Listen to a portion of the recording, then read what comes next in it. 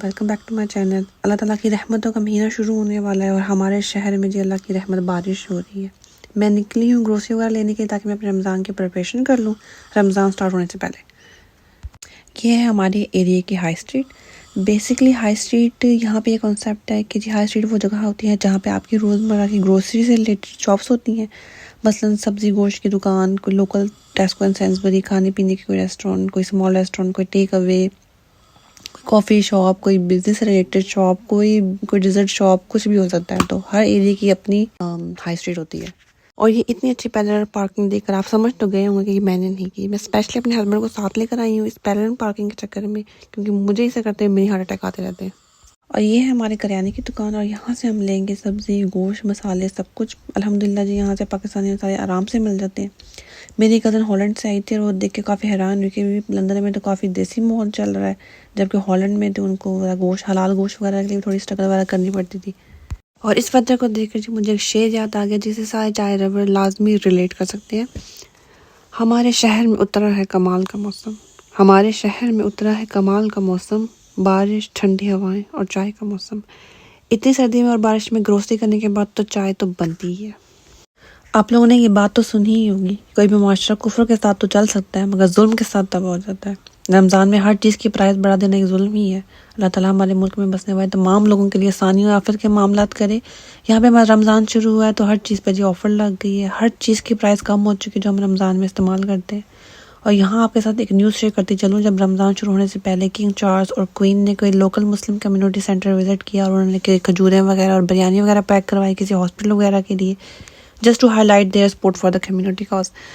तो क्या ये कोई इस्लामी मुल्क है? नहीं, यहाँ पे सिर्फ इंसानियत पाई जाती है। यहाँ से मैं एक रिक्वेस्ट करना चाहती हूँ उन लोगों से जिन्होंने अपनी ज़कात और फितराना वगैरह अदा करना है, मेक श्योर करें कि उसको रमज़ान के शुरू में ही अदा कर दें ताकि किसी गरीब का रमज़ान आसानी के साथ गुजर जाए। चलिए हम वापस जाते हैं अपनी रमज़ान प्रिपरेशन की तरफ। यहाँ पर मैं बनाने लगी हूँ पहले बीफ के कबाब। गोश्त में आती है यहाँ पे स्मेल। अगर आप लोगों के भी ऐसा कोई इशू है तो आप मेरे इस तरीके को लाजमी फॉलो कीजिएगा। थोड़े से ऑयल में हमने अदरक लहसुन को डालना है। अदरक लहसुन को यहाँ पे फ्राई नहीं करना, सिर्फ 5-10 सेकंड के बाद हमने इसमें गोश्त डाल देना है। गोश्त डाल के जब हमने इसको अच्छे से इसको भूनना है, जब गोश्त का इसमें पानी वगैरह निकल जाएगा और गोश्त में आप देखेंगे स्मेल वगैरह भी नहीं होगी, जब गोश्त का पानी अच्छे से ड्राई हो जाए तब आप इसमें डालेंगे दाल, प्याज और कुछ खड़े मसाले। खड़े मसालों में आप जी लौंग, इलायची, ज़ीरा, जो भी आप लोग खड़े मसाले प्रेफर करते हैं वो डालें। यहाँ पे आप डालिएगा खड़ी मिर्चें, तो उससे ज़्यादा जायका उसका अच्छा आता है। और उसके बाद हमने इस गोश्त को इतना पानी डालना है ताकि वो पानी में डूब जाए और आप जितना प्रेशर देना दे दें। मैंने यहाँ पे 10-15 मिनट का प्रेशर दिया और देखें 10 मिनट में हमारा गोश्त आराम से गल गया है। इस पॉइंट पर आप देखें अगर पानी है तो आप इसको जो जाके पानी को ड्राई कर लें। इस प्रोसेस के बाद जी मैं इसको गुजारूंगी मशीन से। आप चाहें तो उसको चॉपर में चॉप भी कर सकते हैं या घोटने से घोट भी लें, और मेरे बच्चों के मुंह में अगर कोई खड़ा मसाला वगैरह आ जाए तो वो नहीं खाते, तो मैं इसको बारीक पीस लेती हूँ। यहाँ पे मेरा बेटा भी जी मेरी हेल्प कर रहा है, साथ खाता भी जाता है। इस मसाले में जी हम डालेंगे धनिया और अंडे, और इस मसाले को जी आप प्लीज़ लाजमी ग्लव्स पहन कर ही मिक्स करिएगा क्योंकि इसमें साबुत मिर्चें होती हैं और इसके साबुत मिर्चों की वजह से हाथों में मिर्चें हो जाती है। इस पॉइंट में जी आप नमक मिर्च वगैरह चेक कर ले, कम साथ है तो डाल लें। जी मैंने अपनी सासू माँ से हमारा मसाला चेक करवाया था तो जी हमारा मसाला परफेक्ट है, नमक मिर्च बिल्कुल सही है। शामियों को अलग रख के फ्रीज कर लें। जब वो फ्रीज हो जाए तो फिर आपको जिपलॉक बैग में रख के डन कर दिए। हमारे सहरी में भी काम आएंगे और बच्चे तो रोज़ ही रखते तो हम उनको रोटी के साथ भी दे सकते हैं, उनको बर्गर बना के भी दे सकते हैं, तो ये हमारी थोड़ी आसानी हो जाएगी, हम पहले बना के रख लें। दूसरा मसाला जी हम रेडी करने लगे हैं चिकन स्प्रिंग रोल को। ऑयल में चिकन डाल के उसको अच्छे से फ्राई कर लें। जब उसका कलर चेंज हो जाए तो इसमें हम डालेंगे अदरक, लहसुन, काली मिर्चें, chilli garlic sauce, soya sauce, सिरका और थोड़ा सा चाइनीज़ नमक। अगर आप चाइनीज़ सॉल्ट नहीं डालना चाहते तो आप इसमें चिकन पाउडर भी डाल सकते हैं। जब सारा मसाला डन हो जाए और उसमें मसाला खुश्क हो जाए तो फिर आप इसमें सब्जियां डाल दें। सब्जियों को मैं इसमें डाल रही हूँ पत्ता गोभी, कैरेट और कैप्सिकम। हमने यहाँ पे सब्जियों को गलाना नहीं है, हमने सिर्फ उनको स्टर फ्राई करना है। तो जब स्टर फ्राई हो जाएंगी तो हम लोग ऐड करते हैं जी चिकन मैकरोनी, स्मॉल मैकरोनी। इससे अच्छा जायका आता है, आप लोग लाजमी ट्राई करिएगा। जब आप रोल बना लें तो आप इसस तरह ही उनको शॉपर में रख के या पार्चमेंट पेपर में रख के ऊपर लेयर लगा के फिर हमने इनको फ्रीज़र में रखना है लैदा। जब ये फ्रीज़ हो जाए फिर हम इनको जिपलॉक बैग में शिफ्ट करेंगे, वरना अगर हमको इस तरह ही इकट्ठे करके फ्रीज़ कर देंगे तो आपस में चिपक जाएंगे। दफ़ा मुझसे गलती हो चुकी है तो सोचा मैंने आपसे ये टिप शेयर कर दूँ। चिकन समोसे के लिए जी हम ले रहे हैं यहाँ पे चिकन का कीमा, और हम उसको ऑयल में डाल के फ्राई करने के बाद इसमें डालेंगे अदरक, लहसुन, नमक, पिसा हुआ ज़ीरा, पिसा हुआ धनिया, काले मिर्चें और थोड़ी सी डेरी मिर्चें। जब सारा मसाला मिक्स होने के बाद हम इसमें डालेंगे धनिया और प्याज और इसको दम वाली आंच पर रख देंगे कि मीनवाइल हमारा कीमा भी डन हो जाए और हमारी जो प्याज है उसका रंग भी चेंज हो जाए।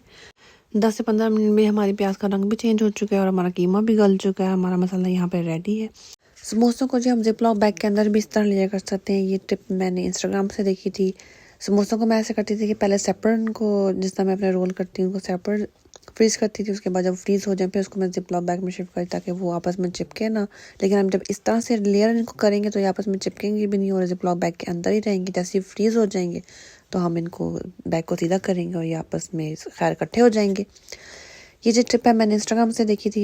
ये जो अब लाइक लाइफ हैक है, आप मुझे भी काइंडली शेयर करिएगा। भी टिप एंड ट्रिक्स अगर आप लोगों के पास हो रिगार्डिंग जिस तरह ये कोई टिप है तो मैंने आप लोगों से शेयर की, आप लोग भी मुझसे कमेंट बॉक्स में शेयर करिएगा ताकि कोई और किसी और को ना पता हो तो वो भी देखे और उसकी भी हेल्प हो। आखिरी रेसिपी जो मैं आप लोगों के साथ शेयर करने लगी हूँ वो चिकन पफ पैटी की रेसिपी है। इसमें हम डालेंगे ऑयल में प्याज जो कि बारीक है। हमने प्याज को फ्राई नहीं करना, हमने सिर्फ सौते करना है। उसके बाद हम इसमें डालेंगे ज़ीरा, काली मिर्चें और चिकन जो कि हमने नमक और काली मिर्च डाल के इसको बॉईल कर लिया था।